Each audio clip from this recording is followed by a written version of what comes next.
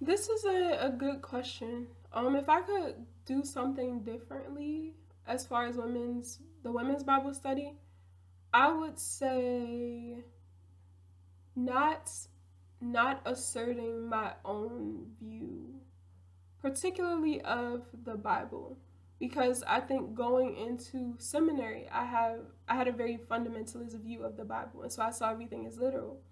And so, right, like just my mindset was like when someone didn't see the Bible as literal, they didn't believe that this stuff happened, they didn't believe that Jonah was in the belly of a whale. I was like, no, like I need to help them. Like I need to make them see that this is the truth. Like, and my understanding has changed now. And I'm still working through that process of recognizing just what the truth of the Bible is, or like the authority of Scripture has not changed for me. It's been deepened theologically, but I do think that in terms of understanding the historicity of what happens in the Scriptures and recognizing like the artistic and the creative ways that the writers wrote what was happening in Scripture, that's changed for me. And so when we had a conversation about the because that was one of our faith and religion series questions, was like what is true about the Bible, what is the validity of the Bible. And so when thinking of that, like I had this very strong idea that I needed to help people like understand the truth of the Bible. And now it's like, okay, like I need to sit back and be able to like understand what people are saying, like take in what they're saying, and then gather my own opinions and not be so strong like about I need to prove that this is true because it's what I believe.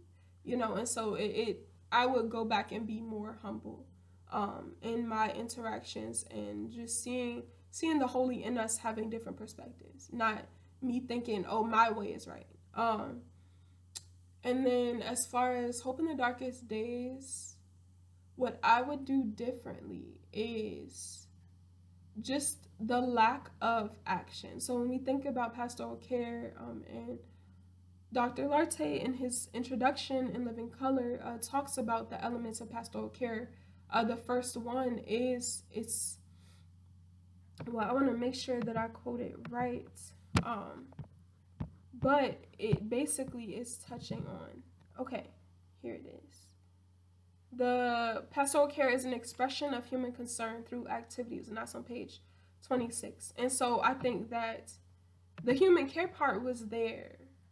I think the physical activity part was missing. And of course, with it being the pandemic, with it being, like us being sheltering in place for a period of time, and then being in this new